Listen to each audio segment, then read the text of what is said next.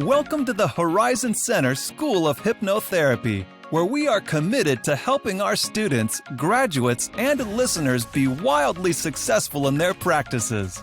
So, grab a pen and get ready to take notes while we talk about the 3 M's of a successful practice: mindset, mastery, and marketing. Now here's your host, clinical counseling hypnotherapist, Linda Campbell.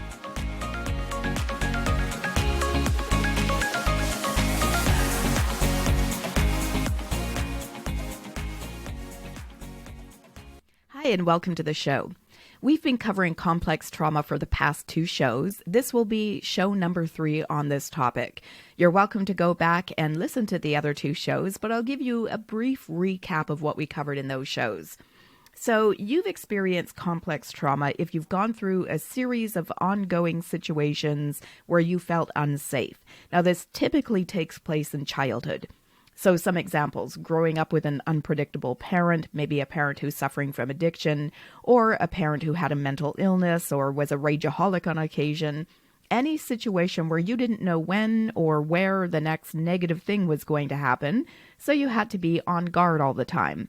Another example of this would be growing up in an environment with neglect or abandonment, an environment where there's a lot of criticism. So any ongoing series of situations where you felt unsafe. Now, it doesn't necessarily just have to be your home environment. This could be if you were chronically bullied at school. So any environment where you repeatedly felt unsafe. And there are a lot of common characteristics and coping mechanisms that people with complex trauma present with. One of the major things that I'll see with my clients is hypervigilance.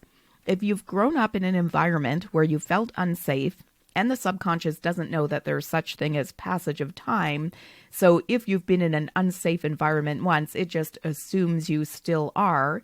In order to deal with that lack of safety in your upbringing, in your environment, you're going to be hypervigilant. You're going to be on guard, ready for the next attack, the next unpredictable outburst from whomever is the dangerous person.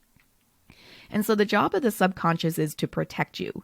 So that fight-flight response will be activated if there's a potential danger in your environment. And then again, because the subconscious doesn't understand that you're now grown up and you're in a different situation, you're no longer in that threatening environment, that hypervigilance will persist. Now, another common characteristic would be a lack of trust. Now, of course, this makes sense. If the people who are supposed to be hardwired to take care of you and protect you and treat you kindly are mistreating you, or they're neglecting you, or they're not even present one way or the other, whether that's physically or just checked out in some way, then you're not going to trust other people. If you can't expect the people who are supposed to love you and to take care of you, then how can you expect anybody else who's not hardwired that way to take care of you or treat you kindly? Now, there could also be a lot of shame in people with complex trauma. And again, this makes sense. If you look at the mentality of a kid who's in this type of situation, when we're kids, we don't have the ability to step back from a situation and look at it very objectively. We can't say, oh, maybe this person has their own problems. Maybe what they're doing to me actually has nothing to do with me. Kids are egocentric, so everything has something to do with them in their minds. They don't have the ability, again, to look objectively at what's going on, so they make it about themselves. If the person who is supposed to be taking care of me isn't taking care of me, it must be because I'm not worth being taken care of. And so again, that can lead to feelings of shame. And of course, it can lead to poor self-worth, poor self-esteem, feeling like you're not enough. And then I see that becoming other things as well. So I'll see a lot of perfectionism. I'll see a lot of people pleasing. I see a lot of having to take care of other people in those with complex trauma. And again, the way that plays out is if the person who is supposed to be taking care of me isn't taking care of me, then the problem must be me. So I have to be different. I've got to be more. I've got to be better. I've got to do something in order to earn their approval. So I'm striving to be better. But of course, the problem was never about how good you were. It was about the other person, so they're still mistreating you. And then you've got to try even harder, be even more. So this pattern of perfectionism gets set up. because we don't feel good enough because of how we're being treated. So we think we have to be even better and be even better and be even better because we still keep getting the same treatment no matter how good we are. Now, this can also be a way of trying to avoid being hurt. If somebody's hurting me and I assume that the reason is me, then as long as I'm perfect, they will have no reason to hurt me, right? If they're hurting me because I'm somehow flawed, but I can eradicate those flaws, I can be the best version of myself, then I'm safe. So it can also be a way of trying to keep ourselves safe in a potentially threatening environment. So this is also where people-pleasing comes from. If the person who is supposed to take care of you isn't taking care of you, you're going to try to figure out what you need to do to make that person happy. How can you prevent them from hurting you and get them to take better care of you? You've got to figure out how to please them, how to make them happy. And so, of course, that leads to, the people pleasing. I'll take care of them, so they'll take care of me. I'll do whatever it is they want me to do. I'll be whatever it is they want me to be. I'll take care of them. I'll be here for them. I'll support them. I'll be the parent to them so that, again, I can feel safe. And of course, this is where the pattern of having to take care of other people can develop. I'm dependent on this big person to take care of me, so maybe if I can make them happy, if I can somehow improve their life, they're going to be stable enough to take care of me. So of course, there's a lot of beliefs, again, that develop as a result of ongoing trauma. If the people who are supposed to be taking care of me are not taking care of me, what you tell yourself is, I'm not worthy, I'm not lovable, I'm not enough, it's my fault, I'm not safe, I'm powerless, I'm defenseless. So you'll see a lot of these core beliefs in somebody who has complex trauma. And those beliefs can show up in various areas of their life. So they may come to you because of a sense of not being worthy or not being enough, but they may also come to you because there's something going on in their lives that they're not happy with. Maybe they're, not going after the job they want, or they're disappointed in their relationship. But when you look at what's underneath that, it's because of that feeling of lacking worth or value. If I don't believe that I'm good enough, then I might settle for a relationship that's unhealthy. If I believe that I lack worth or value because of how I was treated growing up, then I might settle for a job that's not particularly satisfying, or I may not feel like I can go after something better. And so there can be a lot of negative core beliefs that develop out of a person having complex trauma. There may also be difficulty dealing with authorities. Again, the subconscious works by association. If the people who were the authorities in your life were hurting you, your subconscious is going to expect that other people in a position of authority will do the same. And so there might be difficulty dealing with authorities. For example, you might get overly triggered around somebody who's assertive. Or you might feel uncomfortable with your boss. You might have a difficult time asking for a raise or speaking up against unfair circumstances in your workplace. There could also be things like fear of success. If a person has not had a whole lot of successes growing up, then success could have a negative association, or the person could have a negative self-belief. I'm not capable of success. There could also be things like fear of change. If you live with an unpredictable person, if there are, regular outbursts in your environment, then you may come to fear unpredictability. Change can seem really scary. You want things to be stable. Although this can also go in the other direction as well. You might end up being anxious all the time, waiting for the other shoe to drop. If you had to be on guard because of an unpredictable person in your environment, you may find yourself always on guard, hypervigilant, easily triggered by loud noises, always waiting for something bad to happen. You might feel uncomfortable when things are calm because you're waiting for something bad to happen. So there's this sense of tension in that waiting period. In fact, I've had clients who have instigated some event, some blow up, because they felt this tension while they're waiting for something bad to happen. And it's easier to initiate something happening so that you can have a sense of relief than to stay in that tense place where you're just waiting and waiting and waiting for the next bad thing to occur. So this might show up where a client will pick a fight with their partner, or, just create some kind of chaos in their lives when things are smooth and easy, because, again, it's easier to make it happen and relieve the tension than to stay in that place of waiting. Now, you might also see things like patterns of self-sabotage.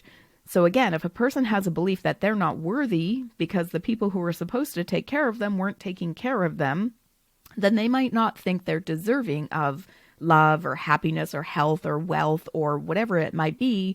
And so you'll find them sabotaging their own success.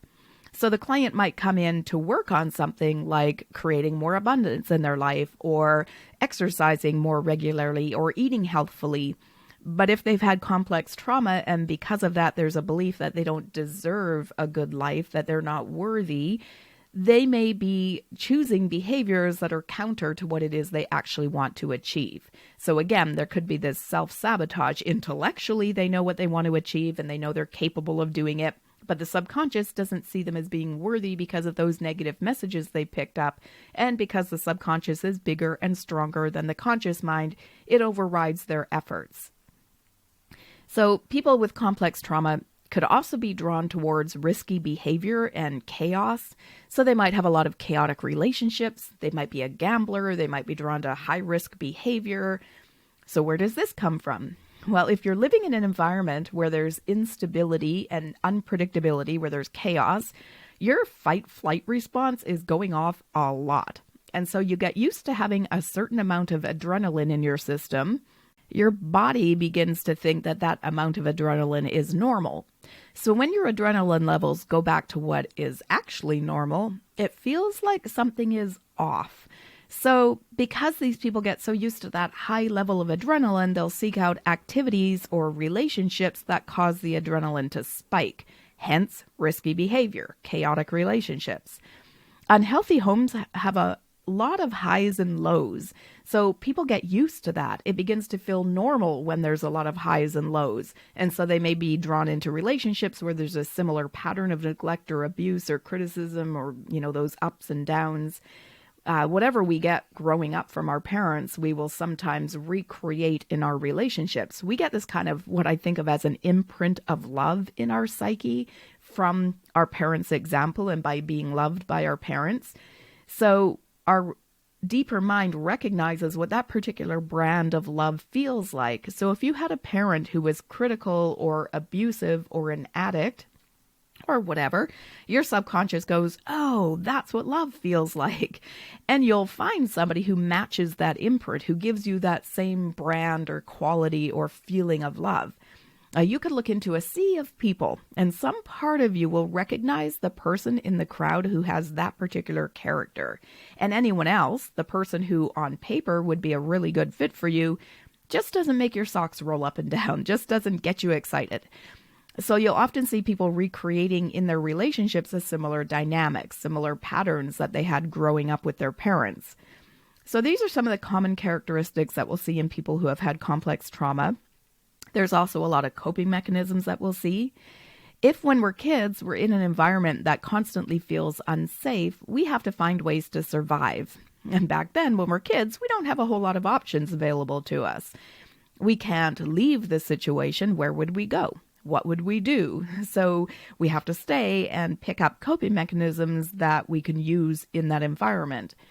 And so these coping mechanisms are suitable for where we were at the time, but because the subconscious is illogical and doesn't understand time has passed, it may still hang on to coping mechanisms long after we're out of the environment, even if our life is safe. So I'll get a client from time to time who says to me, I don't know what's wrong with me. I have a really good life. I've got a good relationship. I've got stability. I'm making money. I've got a decent job. And yet I'm constantly on edge. I'm constantly waiting for things to just fall apart. I'm still anxious and there's nothing I should be anxious about. So when you hear a person speaking like that, ask a lot of questions about their upbringing, about their background. It could just be that the chaos or trauma in their background has flicked on that hypervigilance and it's still persisting.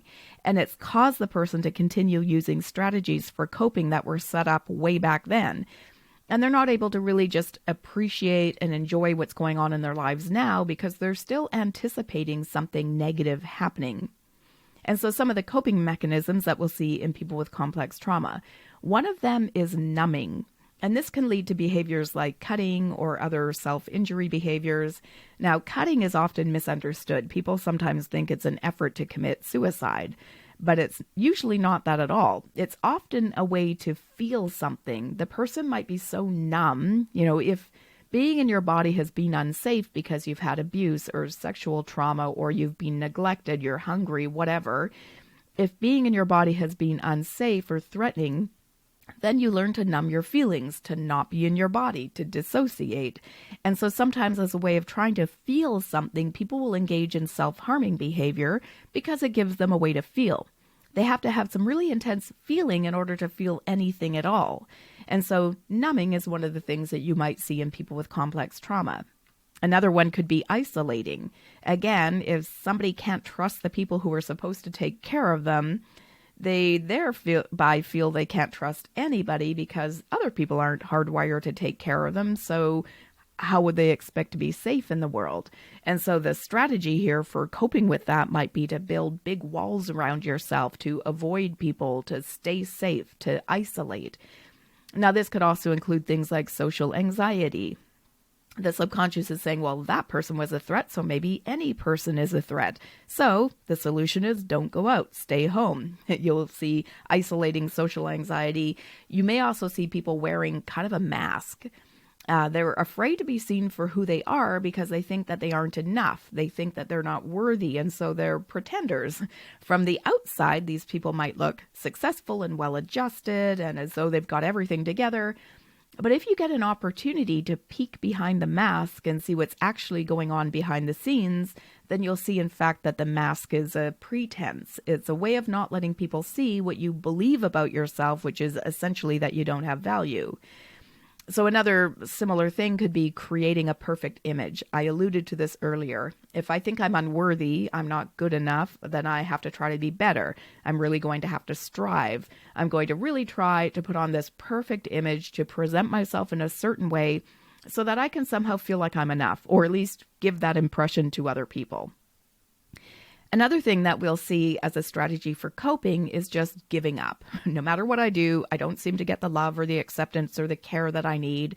So why even bother? People will kind of throw their hands in the air. We may also see a lot of disconnection from feeling. So again, there's a lot of negative association to these feelings. If love equals pain and people equal pain and expressing yourself equals pain and connection equals pain, then why feel anything? And so again, we'll see people disconnecting from their feelings. If feelings have been painful in the past, why would I want to put myself through that again? So I'll just disconnect from my feelings, not feel anything, and then I'm safe. Now, as well as separating from feelings, we may also see people separating from their body. I'll hear things like people saying that they were witnessing an event occurring as though they were from a different vantage point. So you're having an experience, but you're observing yourself having the experience from outside of your body. This is common with people with sexual trauma. If you can't get a person away from you, then the only other option is to get away from them. If you can't physically get up and go because the attacker is bigger and stronger, you have to remove yourself from your body and observe what's happening from a safe vantage point. It's a way of escaping what's going on in the physical reality by getting out of your physical body. And again, because the subconscious is primarily protective, if your coping mechanism has been to be out of body, essentially that can continue even though the unsafe situation has passed. We may also see people attempting to be liked through a lot of different strategies, such as focusing on beauty or appearance, or focusing on having a perfect body, working out, or maybe being sexually promiscuous, trying to get love or affection or attention through sexual connection. Or maybe focusing on things like money or possessions or having a higher career position, all out of a need to prove oneself. If I generally feel like I don't have any value because of how I was treated growing up, then I may be trying to prove myself or prove to other people that I have value by pursuing all of these things that our society tends to look at as being signs of being successful. And so these are some of the common things that you'll see in a client with complex trauma. Now, this certainly isn't everything, and you might want to go back and listen to those other two shows to get more of an idea of some of the things that are going on. But I wanted to just do a little bit of a recap so that when you're interviewing people, you know what to listen for when you're talking to them. So, how can we help a person who has complex trauma? Now, I mentioned earlier that this is show number 3, right? Just said it again. So go check out show number 2, which has some ideas for how to help a person with complex trauma. And I'm also going to give you some more methods for dealing with complex trauma right now. So if you look at all these different things that I've mentioned, all the different coping mechanisms, the different characteristics, the different belief systems that people have when they have complex trauma, essentially what we're doing is we're working on the things that are particular to the client we have in front of us. If I have a client, for example, who's got that hypervigilance going on, they have a hard time trusting, their self-worth has been damaged, they have a difficult time being in their body and feeling things, then I want to work specifically on those various symptoms. I also want to work on the trauma, helping the client to put the trauma into perspective. Now, this for me does not involve having the client relive anything. To me, I think that's just a pointless exercise.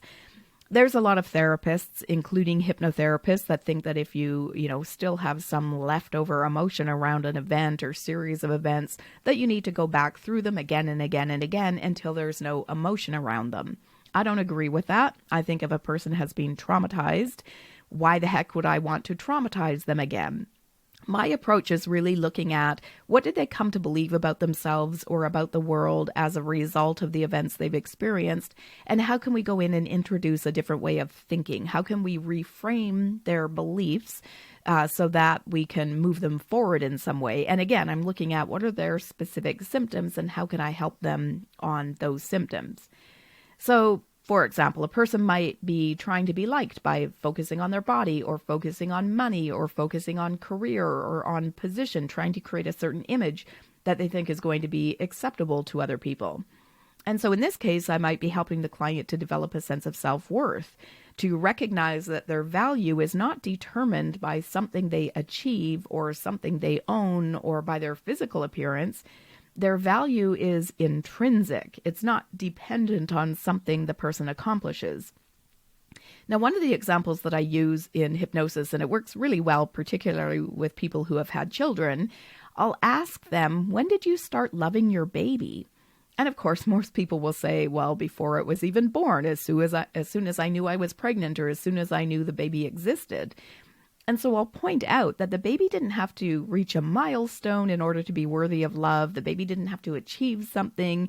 It didn't have to take its first steps or get a gold star on a math test. It didn't have to own a Ferrari or have a perfect set of abs.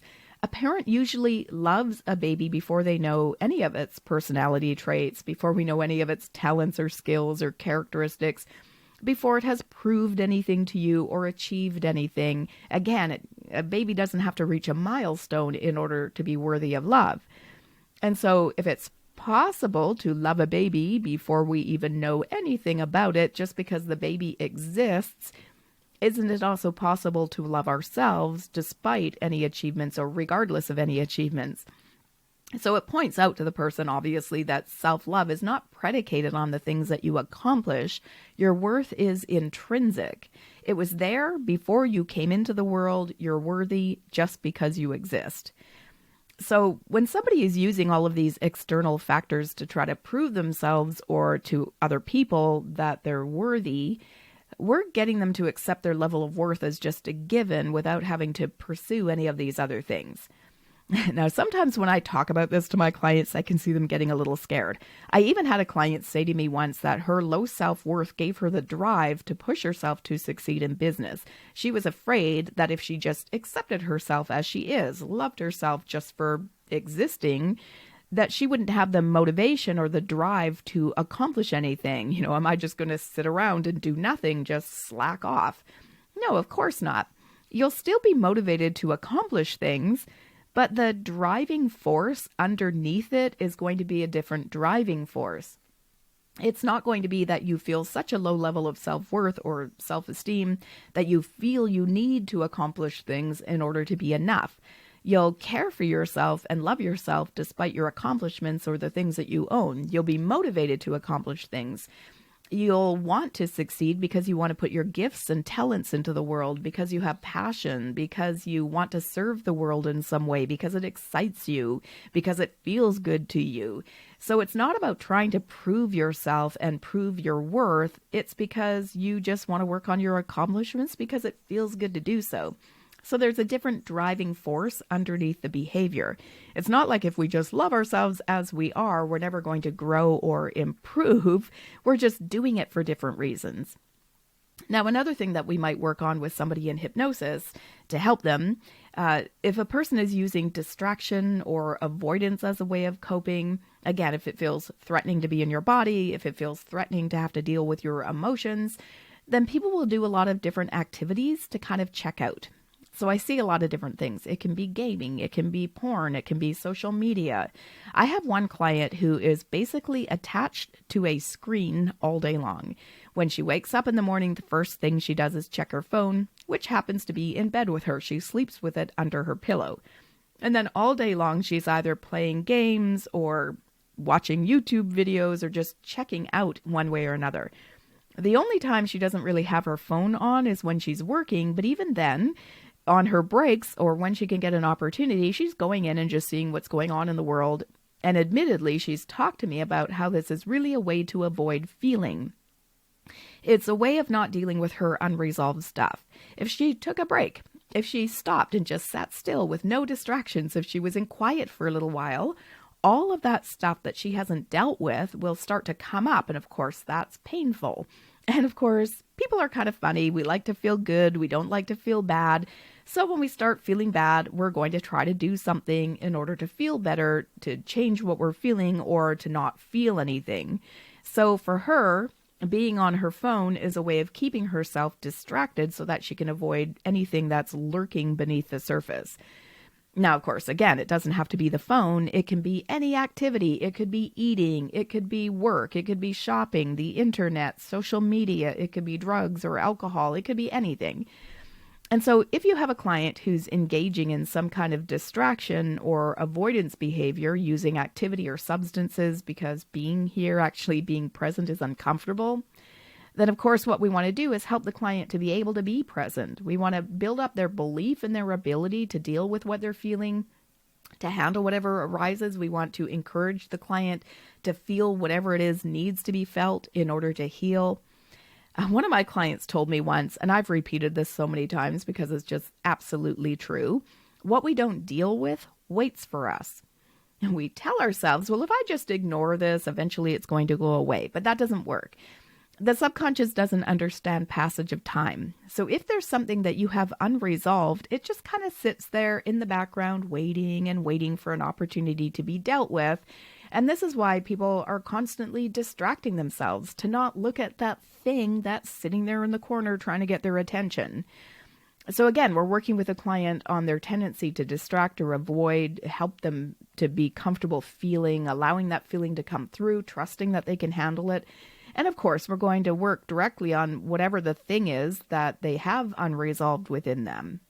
If somebody has some leftover trauma from childhood, hypnosis is really good at addressing that without taking the person into their trauma, without having to relive it. Again, we work on reframing the events in whatever way would be beneficial to the client. Now, I've been talking about the various beliefs that people tend to develop as a result of trauma. Beliefs like I'm not safe, or I'm not worthy, or I can't trust people. Now, again, we can't change the event that caused the person to feel that way, but we can work on changing the belief that came out of the event. The subconscious tends to overgeneralize. One dog bites us, all dogs are dangerous. That's how it operates. So if we have an event that, that creates some trauma for us, the subconscious tends to assume that other similar situations are going to be traumatic. If we were traumatized at the hands of somebody who loved us growing up, then the subconscious assumes that all people who love us could potentially traumatize us. So we want to go in and help the subconscious to understand that although the person who traumatized us growing up did so, that doesn't necessarily mean that everybody will, or that other people will as well. So we can help the subconscious to recognize that it is overgeneralizing. Now, we may also be working with somebody who tends to dissociate on helping them to be back in their body. Again, if it's been unsafe to be in your body because you've been hurt, people will check out a lot. They'll dissociate. So we want to work with them on feeling safe in their body, being aware of the body, and of course, feeling safe in the world in general. So in some cases, with a client in hypnosis, I'll have them do exercises where they focus on what's going on inside their body as a way of reconnecting them to their physical self. Some people are so checked out, they don't recognize things like, sensations of hunger or being tired or being stressed. They really don't know how to connect with what's going on in their body. So even a simple exercise of having them tune in to what's happening within them. Is there any discomfort, any tension, any tightness? What does it feel like to rest in the chair? What are the sensations of hypnosis? What does your breathing feel like? How deep down into your lungs do you breathe? Are there any sounds or movements associated with your breathing? Any sensations? When we get them noticing whatever it is they're experiencing, they begin to tune into their body in a way that feels safe. They become more connected to the sensations in their body, the experience of being in their body. And we can do the same thing when it comes to tuning into emotions, getting people to recognize and describe what emotions feel like in their body. So again, people numb out so they don't have to feel anything negative. The problem is you can't selectively numb. In an effort to not feel the bad stuff, you end up not feeling anything at all. So you're also not going to feel all the good stuff. So these people experience kind of a flat line of emotion. They aren't feeling passion. They don't feel desire. They don't feel excitement or contentment. They're just kind of flat. So even getting a person to tap into what they're feeling, how emotions feel up how emotions show up, and getting them back in touch with their emotions can be highly therapeutic.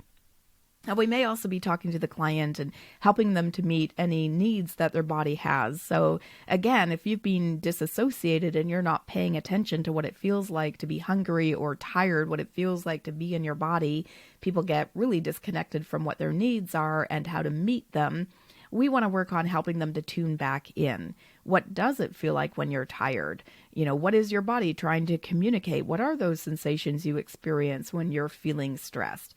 We're helping them to be able to recognize those signals in their body and to respond to them. And that can be a really big win for a client who has been disconnected from their body. Now, because a lot of this trauma occurs when we're kids, one of the things that we may be working on with people is helping them to set boundaries, helping them to say no, helping them to advocate for themselves. And when you think about it, kids get a lot of touch. And I'm not talking about sexual touch or abuse necessarily. I'm just talking touch in general. A lot of touch that they're not necessarily comfortable with, that they just have to tolerate. We don't have control over who has access to us when we're little. So this could be somebody changing us into our jammies in a way that's too abrupt or painful or whatever, or brushing our teeth in a way that hurts. When we're kids, we're told to go sit on Santa's lap or go give grandma a hug. We have to put up with somebody else changing us or bathing us. So from the time we're kids, we're taught to tolerate touch that we don't particularly want. Now add into that a client who has had complex trauma, who may have been abused or may have had sexual trauma, and they can't say no. So there can be a lot of stuff around boundaries. If you're conditioned from the time you're a kid to let people touch you and put up with uncomfortable touch, then it would be really useful as an adult when we're doing therapy to help people to recognize what they like, what they don't like, what their boundaries are, what their limitations are, what they will allow, what they won't allow, and to be able to express that with conviction and confidence and ease. So we're working on being able to say no, working on realizing that you have a right to say no, working on recognizing what your limits are and how you can communicate those limits to other people, be able to advocate for yourself. Now, I also mentioned earlier patterns of perfectionism and people-pleasing coming out of complex trauma. So again, we might be working on these areas when it comes to perfectionism, helping people to be comfortable with imperfection, that we don't have to be any better in order to be worthy and acceptable, that we're worthy exactly as we are. Even though we are all imperfect, human beings have intrinsic worth. We might be working on people-pleasing, helping the client to recognize that the person that they need to please first is themselves.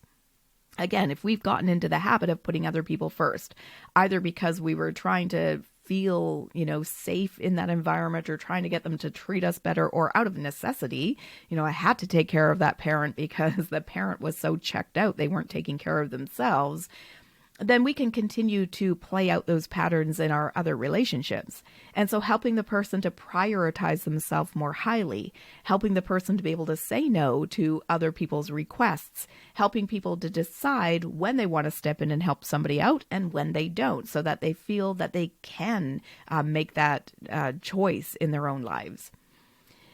And so again, the protocol isn't necessarily, we do this and then we do that and then we do this. It really depends on what your client's particular symptoms are. There can be so many different things, beliefs, behaviors, coping mechanisms that come out of having complex trauma, that no two people are the same. So I really recommend sitting with your client, getting information, asking about their particular situation. What are the symptoms that they want to resolve? Looking at the events that have caused the symptoms that they have. How can you reframe them? How can you put them into perspective? How can you really help this person to feel safe and confident in the world as they are now? How can you help the subconscious to recognize that even though somebody mistreated them, they are worthy, they have intrinsic value? This is the main work that we're doing with a person who's got complex trauma, helping them to feel safe, helping them to feel secure, helping them to feel confident, helping them to feel at peace within. So I hope that gives you some ideas. Again, thank you so much for tuning in, and check out the next show next Wednesday. Bye-bye. Thanks for listening. Remember to check out the Horizon Center schoolofhypnotherapy.com for courses, products, and to take advantage of the free test drive of the hypnotherapy certification training.